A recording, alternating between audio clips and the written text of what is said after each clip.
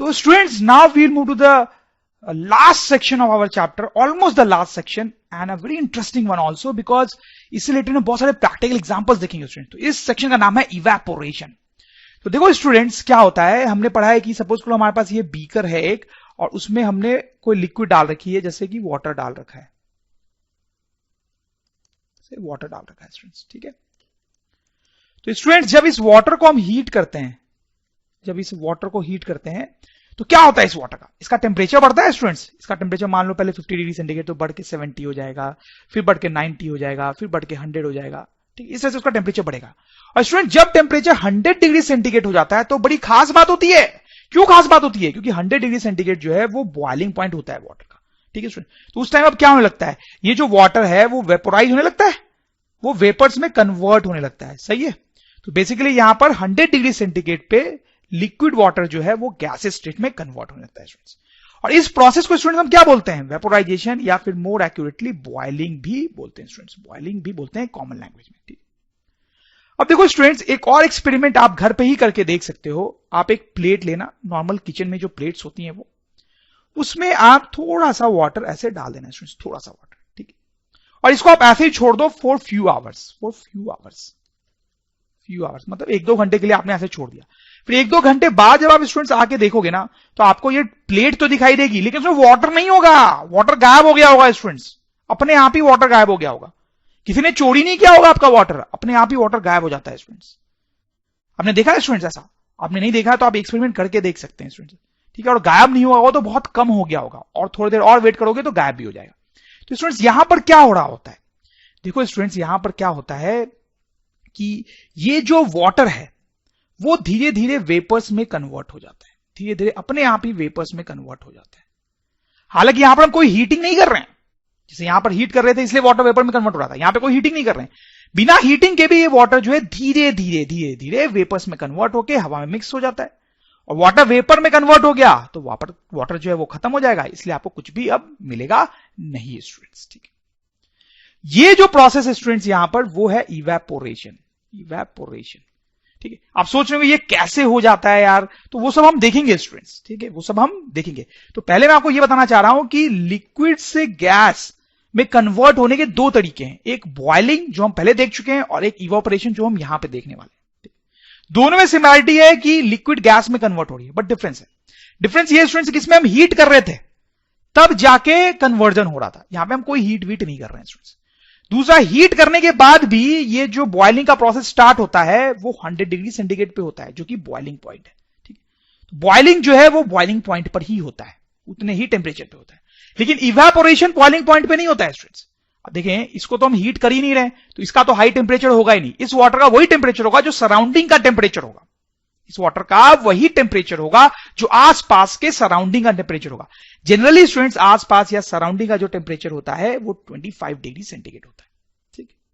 तो स्टूडेंट आप सोचो, यहां पर इस वाटर का टेम्परेचर तो सिर्फ इतना ही है, बॉइलिंग पॉइंट से बहुत कम है, तब भी ये वेपर्स में कन्वर्ट हो जाता है। कैसे हो जाता है हम देखेंगे।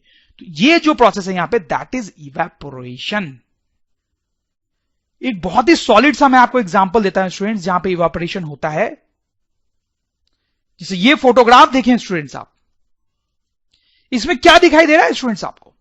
यहां पर ये देखें, ये सॉल्ट है स्टूडेंट, सॉल्ट जो हम अपने खाने में खाते हैं।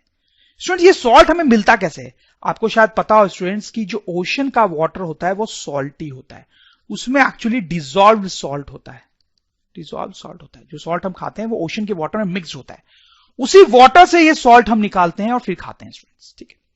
तो स्टूडेंट, सवाल ये है कि उस वाटर से ये सॉल्ट निकलता कैसे है? देखो क्या करते हैं स्टूडेंट्स, ओशन का जो वाटर होता है उसको इस तरीके से हम स्प्रेड कर देते हैं। आप देख रहे हो, इस तरह से स्प्रेड कर देते हैं। ये ओशन का वाटर है। आप ऐसे सोचो कि ये ओशन का वाटर नहीं है, उसमें डिजॉल्व सॉल्ट भी है स्टूडेंट्स, ठीक है, डिजॉल्व सॉल्ट भी है।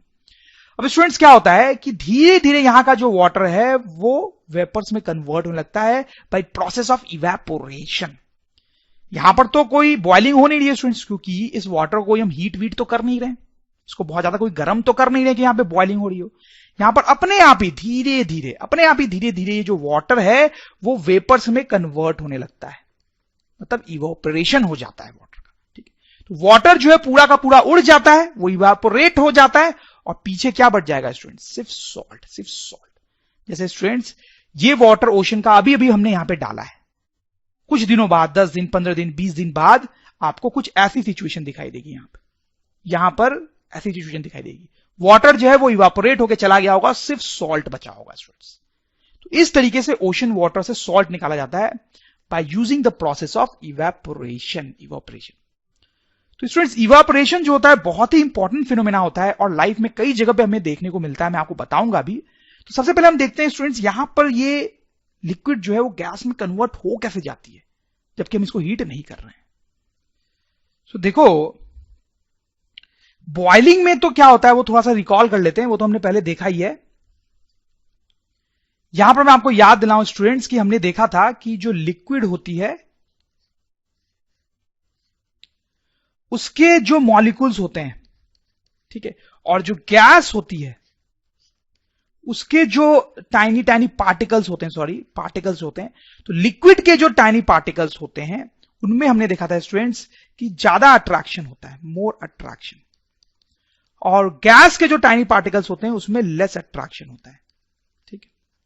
तो स्टूडेंट्स जब हम हीट सप्लाई करते हैं बॉइलिंग पॉइंट पे जब हम लिक्विड को हीट करते हैं, ठीक है, बॉइलिंग पॉइंट पे जब हम लिक्विड को हीट करते हैं स्टूडेंट्स, तो हमने देखा था कि टेम्परेचर नहीं बढ़ता है, स्टेट चेंज होता है। और क्या होता है कि ये जो हीट है उसको ये टाइनी पार्टिकल्स ले लेते हैं और उसके हेल्प से अपने बीच का अट्रैक्शन कम कर लेते हैं, ठीक है। पहले इनके बीच में ज्यादा अट्रैक्शन होता है, इस हीट के हेल्प से उनके बीच का अट्रैक्शन कम हो जाता है, और जब अट्रैक्शन कम हो जाता है तो वो गैस में कन्वर्ट हो जाते हैं, ठीक है। हमने ये देखा है। इवापोरेशन में ऐसा कुछ नहीं होता है। देखो इवापोरेशन का फंडा मैं आपको एक्सप्लेन करूं अगर,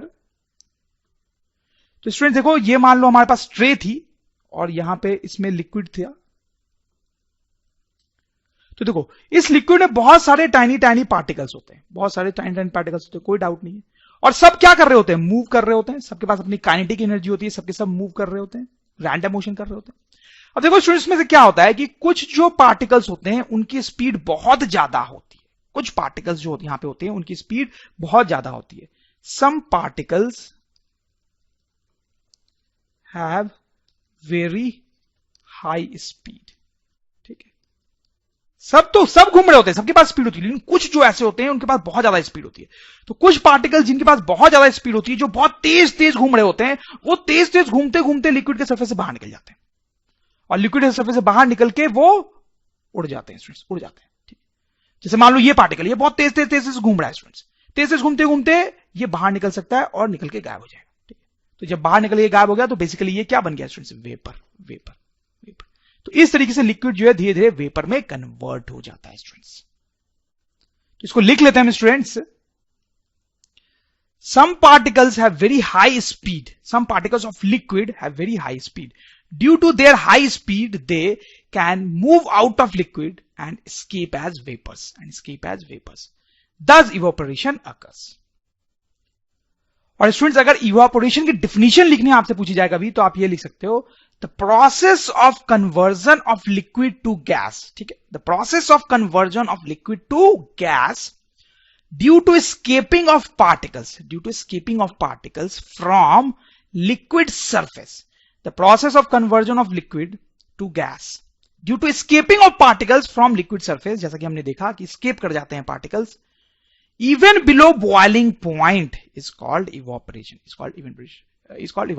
Even below boiling point, ठीक है स्टूडेंट्स। तो देखो यहां पर ये जो पार्टिकल्स स्केप कर जाते हैं इनको टेम्परेचर से कुछ खास लेना देना नहीं है। कोई जरूरी नहीं है कि यहां पे वाटर बॉइलिंग पॉइंट पे ही हो, 100 डिग्री सेंटीग्रेड पे ही हो, बिल्कुल जरूरी नहीं है। 50 डिग्री सेंटीग्रेड पे भी है अगर तो भी ये प्रोसेस हो सकता है, 20 डिग्री सेंटीग्रेड पे वाटर है तब भी ये प्रोसेस हो सकता है। इसे लिखा गया है इवन बिलो बॉइलिंग पॉइंट। तो मैं फिर से पढ़ देता हूं, the process of conversion of liquid to gas due to escaping of particles from liquid surface, ठीक है, escaping of particles from liquid surface even below boiling point is called evaporation, ठीक है स्टूडेंट्स। अब देखो स्टूडेंट्स मैंने यहां पे एक बहुत ही इंपॉर्टेंट पॉइंट लिखा है, boiling is a bulk phenomena, evaporation is a surface phenomena. Boiling जो होता है वो बल्क फिनोमेना होता है, सरफेस इवापोरेशन फिनोमेना होता है। अब क्या मतलब है इसका, आपको लग रहा हो पता नहीं क्या लिख दिया ये। देखो बहुत सिंपल सी बात होती है स्टूडेंट्स। देखो यहां पर ये जो वाटर है वो वेपर्स में कन्वर्ट हो रहा है स्टूडेंट्स, ठीक है, वेपर्स में कन्वर्ट हो रहा है। अच्छा बताओ मुझे यहां पे इवोपरेशन लग रहा है आपको या बॉइलिंग लग रहा है? स्टूडेंट्स आपको क्लियरली लग रहा होगा कि ये तो बॉइलिंग की जा रही है, इस वाटर को हम हीट कर रहे हैं, हीट करके इसका टेम्परेचर जो है वो बॉइलिंग पॉइंट तक आ गया होगा, अब वो वेपर्स में कन्वर्ट हो रहा है, तो दिस इज बॉइलिंग। अब देखो स्टूडेंट्स आप ध्यान दो कि ये जो बबल्स दिखाई दे रहे हैं आपको, ये बबल्स दिखाई दे रहे हैं आपको ऐसा, ठीक, जब भी आप वाटर को बॉयल करोगे ना आपको उसमें बबल्स दिखाई देंगे स्टूडेंट्स, ठीक है, आप बॉयल करके देखना। ये जो बबल्स दिखाई दे रहे हैं ये क्या चक्कर है, क्या है ये बबल्स और ये क्यों बन रहे हैं स्टूडेंट्स? देखो स्टूडेंट्स ये जो बबल्स है ना उनमें एक्चुअली वेपर्स हैं, उनमें वेपर्स हैं, उनमें वाटर वेपर्स हैं, वाटर वेपर्स हैं, इन बबल्स में एक्चुअली वाटर वेपर्स हैं। एक्चुअली स्टूडेंट देखो क्या होता है, जब हम इस वाटर को हीट करते हैं तो पूरा का पूरा वाटर जो है वो गर्म हो रहा है, यहां का जो वाटर है वो भी गर्म हो रहा है, यहां का जो वाटर है वो भी गर्म हो रहा है, यहां का जो वाटर है वो भी गर्म हो रहा है, बीच का जो वाटर है वो भी गर्म हो रहा है, सबका टेम्परेचर बढ़ रहा है, सबका टेम्परेचर बढ़ रहा है, तो सबका टेम्परेचर बढ़ते बढ़ते बॉइलिंग पॉइंट तक आ रहा है, ठीक है। तो स्टूडेंट्स जब यहां के वाटर का टेम्परेचर बढ़ जाता है, जो देखो लिक्विड के सरफेस के पास है, लिक्विड के सरफेस के पास है, इसका जब टेम्परेचर बॉइलिंग पॉइंट तक पहुंच जाता है तो ये वेपर्स में कन्वर्ट होने लगता है। जब नीचे में जो वाटर है वो बहुत गर्म हो जाता है, बॉइलिंग पॉइंट तक आ जाता है, तो वो वेपर्स में कन्वर्ट हो जाता है। बीच में जो वाटर है हमारे पास कहीं पे, जब उसका टेम्परेचर बॉइलिंग पॉइंट तक आ जाता है, 100 डिग्री सेंटीग्रेड हो जाता है, तो वो भी वेपर में कन्वर्ट होने लगता है। तो स्टूडेंट्स मेरा कहने का मतलब है कि हर जगह का वाटर वेपर में कन्वर्ट हो रहा है, हर जगह का वाटर जो है लिक्विड जो है वो गैस में कन्वर्ट हो रही है। ऊपर में जो वाटर है वो भी गैस में कन्वर्ट हो रही है, नीचे में जो वाटर है वो भी गैस में कन्वर्ट हो रही है, बीच में जो वाटर है वो भी गैस में कन्वर्ट हो रही है। तो अब देखो ये बबल का राज क्या है, जब यहां पर इस ग्रीन बॉक्स के अंदर का वाटर वेपर में कन्वर्ट होगा, ग्रीन बॉक्स ये जो सर्कल बनाया है मैंने उसके अंदर जो वाटर था वो जब वेपर में कन्वर्ट होगा तो यहां पे बबल बन जाएगा, बबल बन जाएगा। जैसे यहां पर भी आपको बबल नहीं दिख रहा है, लेकिन यहां का जब वाटर वेपर में कन्वर्ट होगा तो यहां पर आपको एक बबल दिखाई देगा, ठीक है? और फिर वो बबल जो है राइज होके ऊपर आता है, फिर वेपर्स उसमें से निकल के हवा में चला जाता है, ठीक है? आप समझ रहे हो मेरी बात? जैसे ये बबल जो है वो कैसे बना है, यहां पर जो वाटर रहा होगा वो वेपर में कन्वर्ट हो गया, और वेपर में कन्वर्ट हो गया तो ये बबल बन गया, फिर वो बबल उठ के ऊपर आएगा और उसका वेपर्स बाहर निकल जाएंगे, ठीक है? तो इस तरह से बॉइलिंग होती है। तो इसीलिए बोला जा रहा है कि बॉइलिंग जो है वो बल्क फेनोमेना है, मतलब लिक्विड के बल्क में हर जगह पे बॉइलिंग हो रही है, हर जगह पे बॉइलिंग हो रही है। ये मतलब है बल्क फेनोमेना बोलने का, कि ऊपर की जो लिक्विड है वो भी बॉयल कर रही है, नीचे की लिक्विड जो है वो भी बॉयल कर रही है, और बीच की जो लिक्विड है वो भी बॉयल कर रही है, सारी जगह की लिक्विड वेपर में कन्वर्ट हो रही है। That's why boiling is called bulk phenomena. लेकिन स्टूडेंट्स इवेपोरेशन में ऐसा नहीं होता है, evaporation is a surface phenomena. जैसे मैं आपको बताऊं कि जैसे सपोज करो ऐसे ये प्लेट थी हमारी स्टूडेंट्स, या फिर प्लेट ही क्यों हम ले रहे हैं बार बार, मान लो कोई बीकर ही है, ठीक है, इस तरह का बीकर है और उसमें वाटर है, ठीक है स्टूडेंट्स। तो यहां पर जो वाटर वेपर में कन्वर्ट होता है ना वो सिर्फ सरफेस वाला ही वाटर होता है, सिर्फ सरफेस वाला वाटर ही वेपर में कन्वर्ट होता है, ठीक। ऐसा लॉजिकल लगेगा भी आपको, मैं आपको बताऊंगा तब। देखो यहां पर क्या होता है स्टूडेंट्स कि हमने बात की कि कोई छोटा सा पार्टिकल है यहां पे, वो बहुत तेज तेज घूम रहा है, तेज तेज घूम रहा है, बहुत ही तेज घूम रहा है। तो ऐसा हो सकता है कि तेज घूमते घूमते वो बाहर निकल जाए, और बाहर निकल गया तो वेपर बन गया, ठीक। तो देखो सरफेस के पास अगर कोई पार्टिकल है तो वो तेज घूमते घूमते बहुत आसानी से बाहर निकल सकता है, वेपर बन सकता है। लेकिन स्टूडेंट आप सोचो यहां अंदर में जाके अगर कोई पार्टिकल है, और भले ये तेज तेज घूम भी रहा हो, तेज तेज घूम भी रहा हो, लेकिन इसके लिए सरफेस से बाहर निकलना, लिक्विड से बाहर निकलना बहुत डिफिकल्ट होगा। क्यों डिफिकल्ट होगा? देखो ये मान लो अगर चलते चलते ऊपर जाता भी है तो और बहुत सारे पार्टिकल्स रास्ते में इसको मिलेंगे, मान लो ये ऊपर जा रहा है बाहर निकलने के लिए, तो बहुत सारे पार्टिकल्स उसको रास्ते में मिलेंगे, और उनसे वो टकरा के हो सकता है भटक जाए, इधर आने लगे, फिर हो सकता है टकरा के वो नीचे की तरफ आने लगे, फिर किसी और पार्टिकल से टकरा के वो नीचे की तरफ आने लगे, ठीक।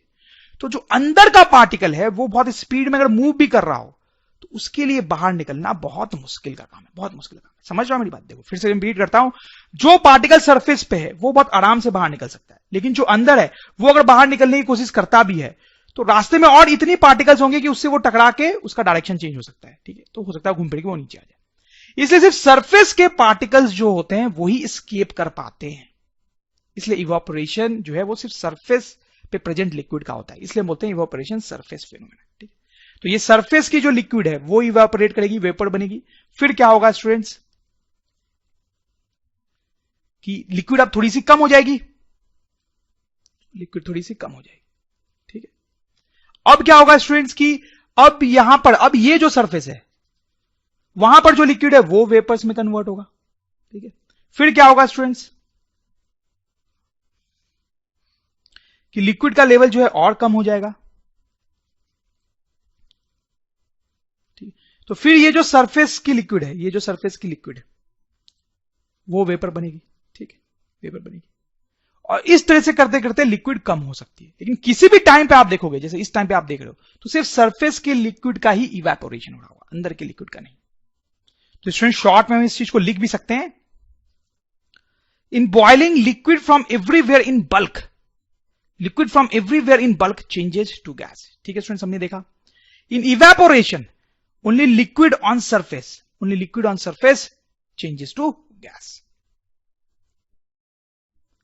देखो स्टूडेंट्स यहां पे मैंने एक टेबल बनाया है जिसमें बॉइलिंग और इवेपोरेशन के बीच के कुछ डिफरेंसेस मैंने लिखे हैं, जो आप ध्यान से देख सकते हैं।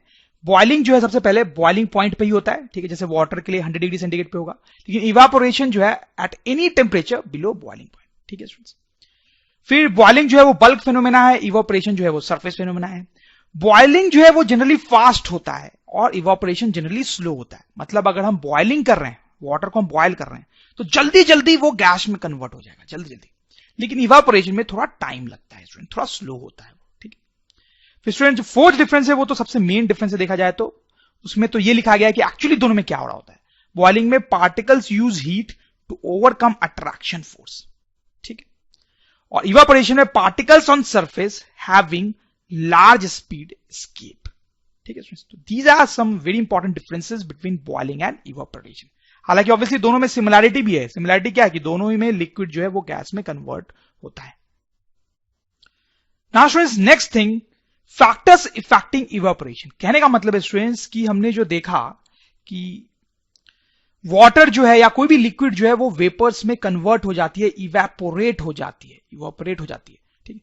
तो अब ये जो इवेपोरेशन होता है वो थोड़ा जल्दी भी हो सकता है और थोड़ा स्लो भी हो सकता है। आप समझ रहे हो मेरी बात? ऐसा हो सकता है कि जल्दी जल्दी वाटर इवेपोरेट हो जाए, या ऐसा भी हो सकता है कि वो स्लो इवेपोरेट हो स्टूडेंट्स। तो अब देखो किन चीजों पे डिपेंड करता है स्टूडेंट्स कि यह जो इवेपोरेशन होगा वो स्लो होगा या फास्ट होगा, वो हम देखने वाले हैं स्टूडेंट्स, ठीक है। मतलब किन चीजों पे डिपेंड करेगा कि ये कितना फास्ट इवेपोरेट होगा या कितना स्लो इवेपोरेट होगा। These are things which we want to see students. तो जो कुछ चीजें होती हैं, जो इंपॉर्टेंट चीजें होती हैं जिसपे ये डिपेंड करता है, वो है students temperature, surface area, humidity and wind. तो स्टूडेंट्स ये चार इंपॉर्टेंट पॉइंट्स है जिसपे ये डिपेंड करता है कि इवेपोरेशन कितना फास्ट होगा। तो एक एक करके हम इन चारों पॉइंट्स को स्टडी करेंगे। सबसे पहले स्टार्ट करते हैं टेम्परेचर से। तो स्टूडेंट्स सिंपल सी बात है, देखो मैंने लिखा भी है, rate of evaporation increases with temperature. Rate of evaporation increases with temperature. कहने का मतलब है स्टूडेंट्स कि सपोज करो यहां पर हमारे पास बीकर, दो बीकर्स हैं, ठीक है, दोनों आइडेंटिकल बीकर्स है और दोनों में स्टूडेंट्स हमने वाटर रख रखा है, ठीक है। और यहां पर ये जो पूरा सिस्टम हमने ऐसी जगह पे रख रखा है जहां पे थोड़ी ठंड पड़ रही है, तो वहां का टेम्परेचर सपोज कर लो 15 डिग्री सेंटीग्रेड है, ठीक है। और ये हमने किसी दूसरे शहर में रख रखा है स्टूडेंट जहां पर बहुत गर्मी पड़ रही है, सपोज करो वहां पर 40 डिग्री सेंटीग्रेड टेम्परेचर, बहुत गर्मी पड़ रही है, समर है और यहां पे विंटर है, ठीक है स्टूडेंट्स। तो देखो स्टूडेंट्स यहां पर भी इवेपोरेशन होगा और यहां पर भी इवेपोरेशन होगा, लेकिन क्योंकि यहां पर टेम्परेचर ज्यादा है इसलिए यहां पे इवेपोरेशन बहुत फास्ट होगा, बहुत फास्ट इवेपोरेशन होगा। यहां पे स्लो इवेपोरेशन होगा, ठीक है। तो यहां पर इस पूरे बीकर को खाली होने में काफी टाइम लगेगा स्टूडेंट्स, और यहां पे उतना ज्यादा टाइम नहीं लगेगा स्टूडेंट्स। तो बहुत ही सिंपल सी बात है, अगर सराउंडिंग टेम्परेचर ज्यादा होता है तो इवेपोरेशन जो है वो फास्ट हो जाता है स्टूडेंट्स, ठीक है। और टेम्परेचर अगर कम होता है तो इवेपोरेशन स्लो हो जाता है। जैसे इसका एक एग्जांपल भी मैं आपको देता हूं। ये फोटोग्राफ आप देखें स्टूडेंट्स, यहां पे क्लोथ्स को ड्राई किया जा रहा है, क्लोथ्स बीइंग ड्राइड, ठीक है। ऐसा तो आपके घर में होता ही होगा स्टूडेंट्स, क्लोथ्स को हम ड्राई करते हैं। तो क्लोथ्स को जो हम ड्राई करते हैं स्टूडेंट्स, वो एक्चुअली एक इवेपोरेशन का एग्जांपल है। आप देखो तो कैसे स्टूडेंट, देखो इन क्लोथ्स में जो वाटर होता है वो गायब हो जाता है ना कुछ देर बाद, मतलब कपड़े सूख जाते हैं। क्यों सूख जाते हैं? क्योंकि उनमें जो वाटर होता है पहले वो गायब हो जाता है। तो वो गायब कहां हो जाता है? वो इवेपोरेट हो जाता है। इवेपोरेट होके वो गैस बना लेता है, वेपर बना लेता है। या बॉइलिंग तो हो नहीं रही है, क्योंकि कपड़ों को हम कोई गर्म तो कर नहीं रहे होते हैं, उनका टेम्परेचर 100 डिग्री सेंटीग्रेड तो कर नहीं रहे होते हैं। वैसा करेंगे तो कपड़े ही जल जाएंगे, तो वैसा तो हम कर नहीं रहे होते, यहां पे तो बॉइलिंग कर नहीं रहे होते हैं। फिर भी यहां पे वाटर जो है वो गायब हो जाता है, वो गैस में कन्वर्ट हो जाता है, तो एक्चुअली उसका इवेपोरेशन हो गया होता है स्टूडेंट्स। ठीक है, तो ये एक बहुत ही अच्छा एग्जांपल है इवेपोरेशन का। अब स्टूडेंट्स आप समझ गए होंगे आगे मैं क्या बोलने वाला हूं। समर्स के टाइम में, समर्स में क्या होता है स्टूडेंट्स? कपड़े जल्दी जल्दी सूखते हैं क्योंकि इवेपोरेशन फास्ट होता है। विंटर्स के टाइम में टेम्परेचर कम होता है, कपड़े धीरे धीरे सूखते हैं क्योंकि इवेपोरेशन स्लो होता है। इवेपोरेशन जो है उस टाइम पे स्लो होता है स्टूडेंट्स। तो वही स्टूडेंट्स मैं आपको बता रहा था कि टेम्परेचर ज्यादा होने पे इवेपोरेशन जो है वो फास्ट हो जाता है। तो स्टूडेंट्स यहां पे हमने ये देख लिया कि टेम्परेचर से कैसे इवेपोरेशन इफेक्टेड होता है। अब स्टूडेंट्स हम नेक्स्ट पॉइंट पे जा रहे हैं और देखेंगे सरफेस एरिया से कैसे इफेक्टेड होता है। सबसे पहले तो आप ये सोच रहे होंगे स्टूडेंट कि सरफेस एरिया, किसका सरफेस एरिया, क्या चीज है ये?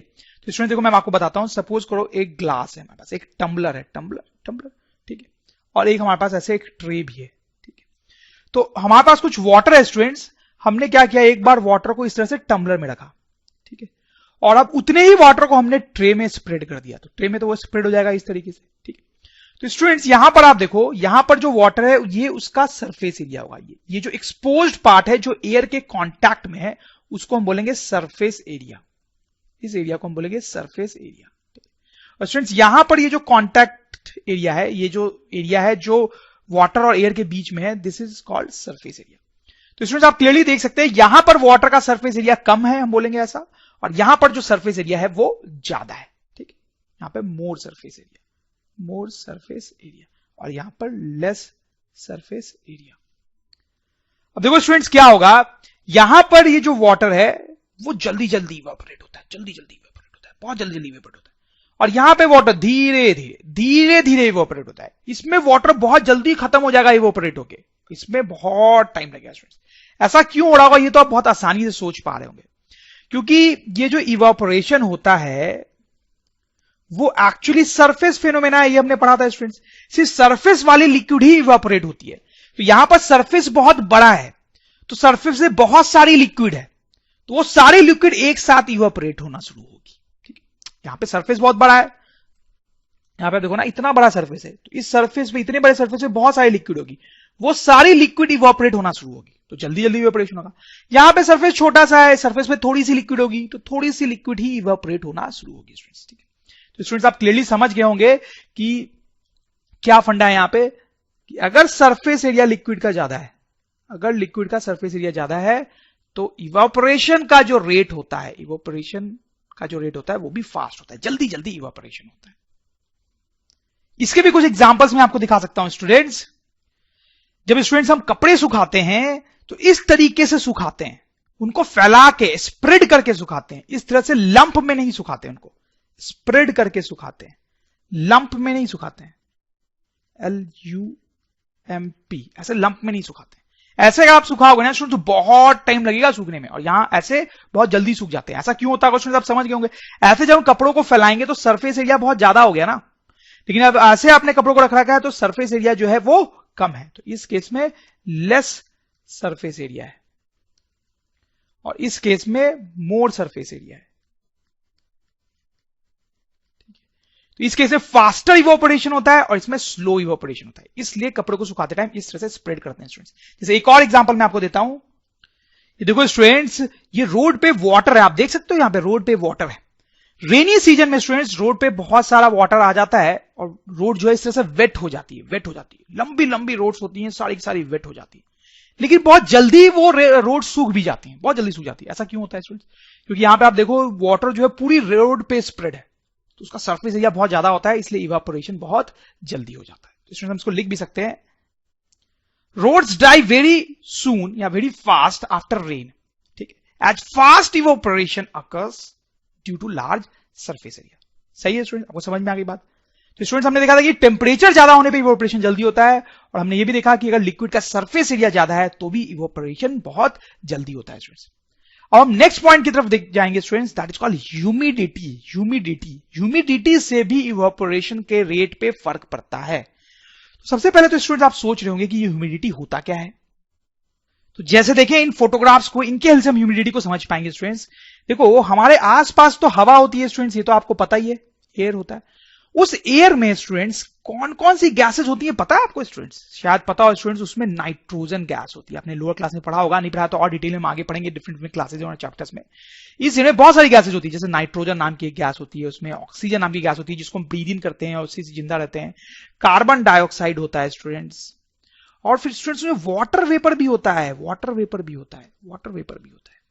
ठीक है स्टूडेंट्स, कुछ इसमें वाटर वेपर भी होता है स्टूडेंट्स, थोड़े अमाउंट में होता है लेकिन होता है। अब स्टूडेंट्स ये जो ह्यूमिडिटी होती है वो हमें ये बताती है कि कितना वाटर वेपर प्रेजेंट है हमारे आसपास की एयर में। जैसे अगर यहां पर ज्यादा वाटर वेपर हो तो हम बोलेंगे कि ह्यूमिडिटी जो है वो ज्यादा है, और अगर यहां के एयर में कम वाटर वेपर हो स्टूडेंट्स तो हम बोलेंगे ह्यूमिडिटी भी कम है। जैसे स्टूडेंट्स मैं आपको बताऊं, जो कोस्टल एरियाज होते हैं, जैसा कि आप इस डायग्राम में देख सकते हो, कोस्टल एरियाज, वहां पर आप सोचो क्या होता होगा। वहां पर ये जो वाटर है वो थोड़ा थोड़ा हमेशा इवेपोरेट होता रहता है, जिसके कारण यहां की हवा जो है उसमें वाटर वेपर बहुत ज्यादा हो जाता है, ठीक है, कंपेयर टू दिस। यहां पर क्योंकि पानी हर जगह पे है, ओशन के बगल की जगह है, तो यहां पे ये वाटर जो है इवेपोरेट होता रहता है थोड़ा थोड़ा, जिससे यहां की हवा में काफी वाटर वेपर आ जाता है, ठीक है। तो यहां पे वाटर वेपर बहुत ज्यादा होता है, तो वाटर वेपर ज्यादा हो गया स्टूडेंट्स तो हम क्या बोलेंगे, यहां पे ह्यूमिडिटी ज्यादा होती है। तो जो कोस्टल एरियाज होते हैं उसमें ज्यादा ह्यूमिडिटीज होती है जनरली स्टूडेंट्स, लेकिन जो नॉन कोस्टल एरियाज है उनमें जनरली कम ह्यूमिडिटी होती है।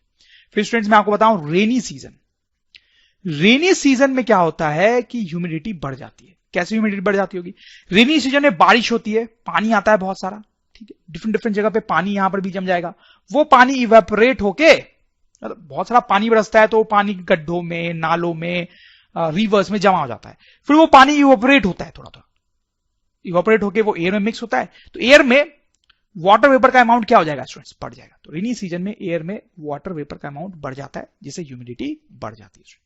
तो बेसिकली मैं आपको यह बताना चाहता हूं ओवरऑल कि हमारे आसपास की हवा में वाटर वेपर प्रेजेंट होता है। ज्यादा वाटर वेपर प्रेजेंट है तो हम बोलते हैं ह्यूमिडिटी ज्यादा है, और कम है तो हम बोलते हैं ह्यूमिडिटी कम है स्टूडेंट्स। अब इस ह्यूमिडिटी का इवापोरेशन पे कैसे फर्क पड़ता है, that is what we want to see. तो आप सपोज करो स्टूडेंट्स कि हमारे पास यहां पर एक बीकर है, इनफैक्ट दो बीकर्स हैं, ठीक है, और दोनों में वाटर रखा हुआ है स्टूडेंट्स, दोनों में सेम अमाउंट का वाटर रखा हुआ है, और ये हमने ऐसी जगह पे रखा हुआ है जहां पर जो ह्यूमिडिटी है वो हाई है, और ये ऐसी जगह पे रखा गया है जहां पे ह्यूमिडिटी कम है। ह्यूमिडिटी हाई है मतलब हवा में ऑलरेडी वाटर वेपर ज्यादा है, और यहां हवा में वाटर वेपर जो है वो कम है स्टूडेंट्स। तो यहां पर ऐसा पाया जाता है कि इवोपरेशन बहुत स्लो होता है स्टूडेंट्स, स्लो होता है, और यहां पर पाया जाता है कि इवोपरेशन बहुत फास्ट होता है। इसमें ये जो वाटर है वो फास्टली इवोपरेट करेगा, और इसमें जो वाटर है वो स्लोली इवोपरेट करेगा। इसका मतलब स्टूडेंट्स की हाई ह्यूमिडिटी मतलब इवेपोरेशन जो है वो स्लो, ह्यूमिडिटी ज्यादा होती है तो इवेपोरेशन स्लो हो जाता है। मतलब कुछ ऐसा होता है स्टूडेंट्स कि ऑलरेडी यहां पर बहुत सारा वाटर वेपर प्रेजेंट है ना, यहां पे ह्यूमिडिटी ज्यादा है तो ऑलरेडी बहुत सारा वाटर वेपर प्रेजेंट होता है, इसलिए और वाटर वेपर का आना थोड़ा डिफिकल्ट हो जाता है, इसलिए इवेपोरेशन स्लो हो जाता है। यहां पर वाटर वेपर बहुत कम है, इसलिए एडिशनल वाटर वेपर का आना आसान हो जाता है, समझ लो।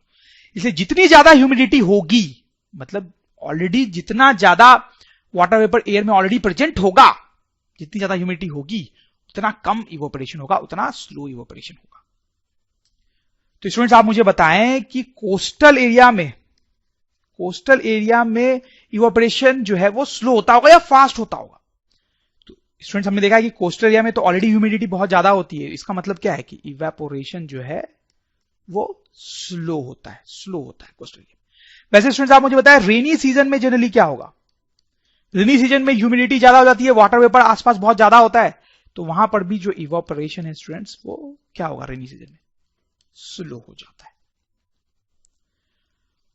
उसका एक एग्जांपल आप ये देख सकते हैं स्टूडेंट्स कि आपने देखा होगा कि रेनी सीजन में जो कपड़े हम सुखाते हैं तो वो बहुत टाइम लेते हैं सूखने में। रेनी सीजन में कपड़ों को सूखने में बहुत टाइम लगता है, ठीक है।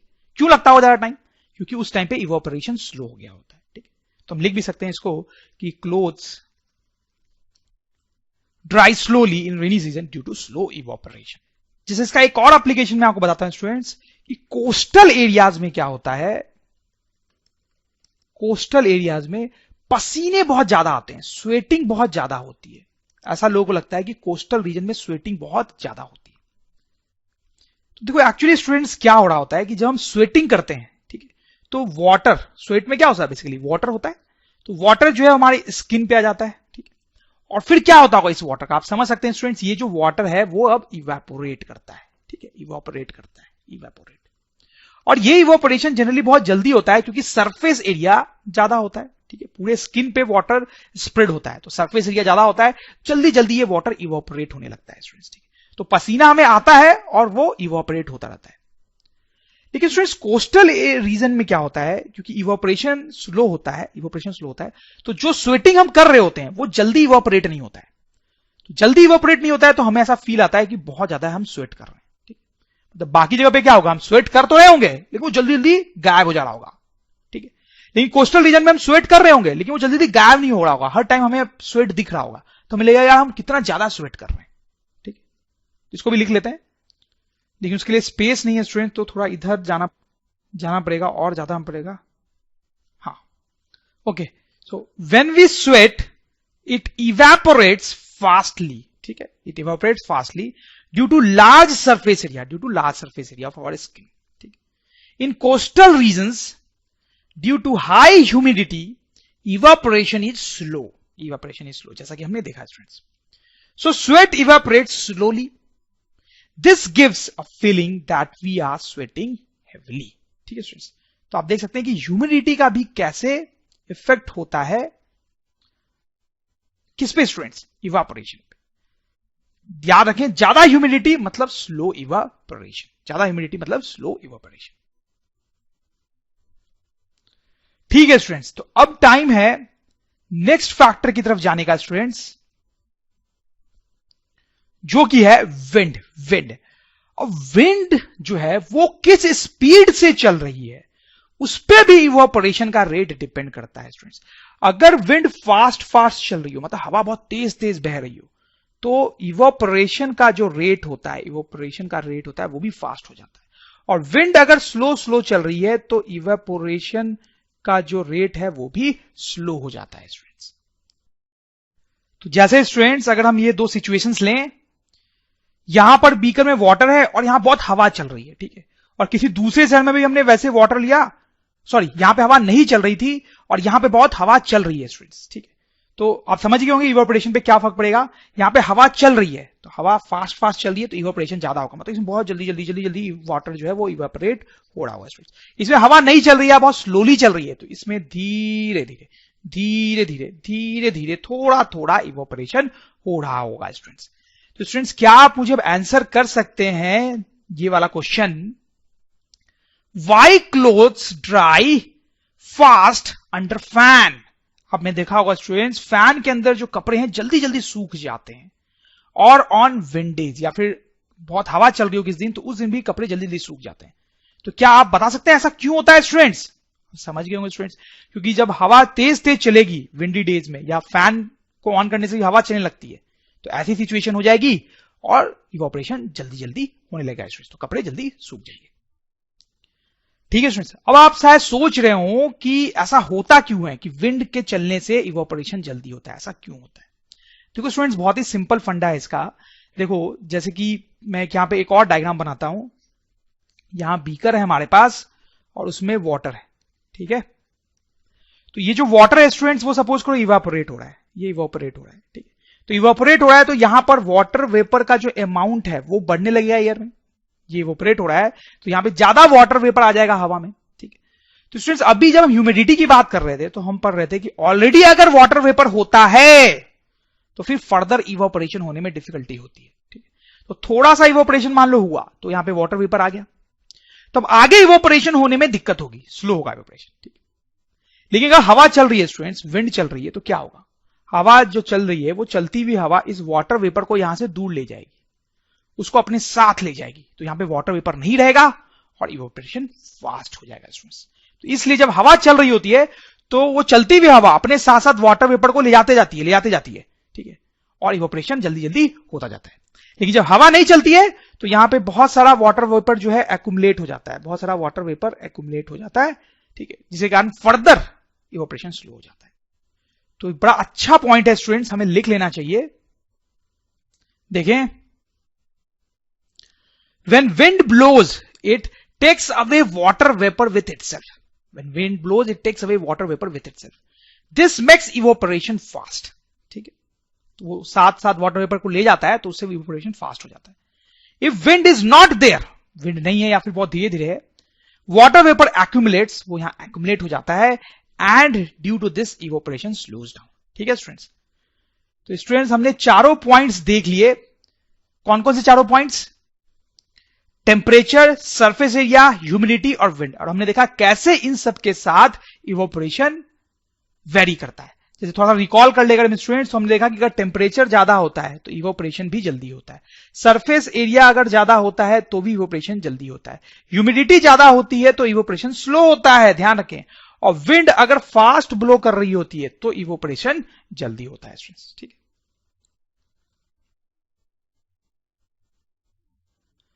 Okay, presence of water vapour in air. तो स्टूडेंट्स अभी थोड़ी देर पहले जब मैं आपको ह्यूमिडिटी के बारे में बता रहा था कि ह्यूमिडिटी क्या चीज होती है, तो स्टूडेंट्स मैंने आपको बताया कि हमारे आसपास जो एयर होती है उसमें वाटर वेपर होता है, उसमें वाटर वेपर होता है। तो स्टूडेंट्स मैंने बोला, आपने मान लिया। एक छोटा सा एक्सपेरिमेंट हम देख भी सकते हैं जिससे आप और कन्विंस हो जाओगे में वाकई में हमारे आसपास के एयर में वाटर वेपर होता है।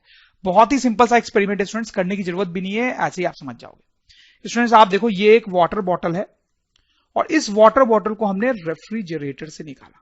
ठीक है, आप समझ रहे हैं, रेफ्रिजरेटर से हमने निकाला होगा तो ये तो बहुत ही ठंडी होगी, बहुत ही कोल्ड होगी स्टूडेंट्स। तो स्टूडेंट्स अगर हम इसको एक टेबल पे रख दें तो आपने नोटिस किया होगा थोड़ी देर बाद इसके आउटर सरफेस पे ऐसे हर जगह पे वाटर ड्रॉपलेट्स आ जाते हैं। होता है ना ऐसे स्टूडेंट्स, वाटर ड्रॉपलेट्स। तो students now the question is कि ये वाटर ड्रॉपलेट्स आते कहां से हैं? ये वाटर ड्रॉपलेट्स एक्चुअली देखा जाए स्टूडेंट्स तो हमारे आसपास की एयर से आते हैं। क्या होता है कि यहां पे आसपास पे हर जगह पे एयर है और उस एयर में क्या है students? Water vapours. Water vapours मतलब वो वाटर है इन गैसियस स्टेट। ठीक है स्टूडेंट्स, तो यहां पे आसपास में जो वाटर वेपर्स हैं गैसियस स्टेट में, उनको यहां पर एक बहुत ही कोल्ड सरफेस मिलता है, बॉटल का कोल्ड सरफेस मिलता है। तो कोल्ड सरफेस मिलने से क्या होता है कि वो जो वेपर्स हैं वो लिक्विड में ट्रांसफॉर्म हो जाते हैं, वो कन्वर्ट हो जाते हैं लिक्विड वाटर में, और फिर यहां पर वाटर ड्रॉपलेट्स के फॉर्म में डिपॉजिट हो जाते हैं स्टूडेंट्स। तो वही वाटर ड्रॉपलेट्स हमें यहां पे दिखाई देते हैं। तो इस बॉटल पे इस तरह से वाटर ड्रॉपलेट्स का आना, इस बॉटल पे ऐसे वाटर ड्रॉपलेट्स का आना, ये प्रूव करता है कि आसपास की एयर में वाटर वेपर था। नहीं तो फिर ये वाटर ड्रॉपलेट्स आते कैसे, कहां से आते? जरूर हमारे आसपास की एयर में वाटर वेपर प्रेजेंट है, वही वाटर वेपर कंडेंस होके वाटर के फॉर्म में यहां पे हमें दिखाई दे रहा है स्टूडेंट्स। थोड़ा सा लिख भी लेंगे। Okay, water droplets are found to deposit on the surface of very cold bottles, tumblers etcetera. ठीक है, वाटर ड्रॉपलेट्स इस पे डिपॉजिट हो जाते हैं बहुत ही कोल्ड बॉटल्स और टम्बलर्स पे। Water vapor is present in air around us. ठीक है, these vapors condense on these cold surfaces. These vapors condense, please note the word condense. These vapors condense on these cold surfaces to form water droplets.